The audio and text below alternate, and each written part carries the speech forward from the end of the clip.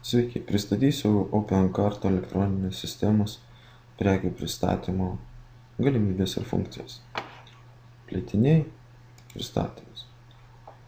Pirmas iš jų fiksuotas mokestis, tai gali būti nustatyta ir pristatymas kurjerio ar kita pristatymo tarnyba. Jeigu tiesiog jis neįdiegtas, spaudžiame įdiegti, redaguoti ir nustatome kainą. Fiksuotas mokestis už prekes pirktas elektroninėje parduotuvėje. Aktyvuojame, kaip pavyzdžiui, nurodžiu 12 litų. Išsaugojame. Kita iš pristatymo funkcijų – nemokamas pristatymas. Spaudžiam redaguoti.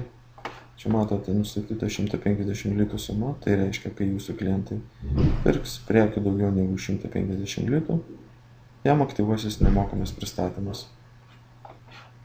Spaudžiame išsaugoti. Kitas pristatymo būdas – atsiimti iš parduotuvės. Jeigu neįdiegtas, tiesiog spaudžiame įdiegti, jeigu jums reikia. Redaguoti. Ir tai lieka tik aktyvuoti.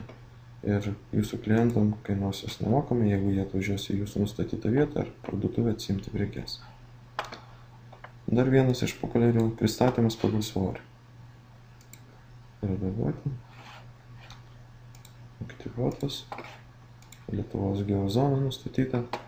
Pristatymo mokesčiai. Matot, pavyzdys parodytas, tai yra svoris, kaina. Matot, iki kilogramo 5 litai kainuoja. Taip, čia kablelis. Nuo 5 kg iki 5 kg 10 litų, nuo 5 iki 7 12 litų ir atitinkamai, kaip jūs norite, taip suformuokite sumas. Išsaugojame. Pažiūrim, kaip tai atrodo elektroninėje parduotuvėje.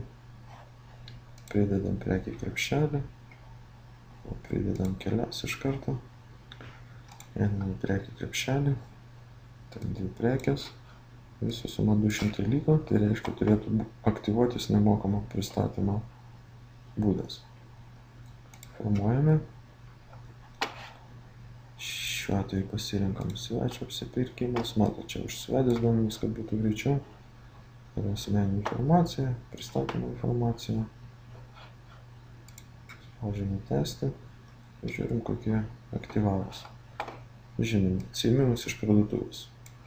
Nieko jūsų klientui nekainuos. Fiksuotas mokestis. Arba paprastai pakeičiama į kurjerių tarnybą ar greitųjų kurjerių tarnybą ar panašiai.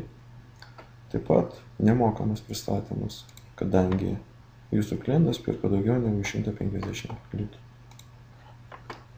Tiek trumpai apie pristatymo naudos.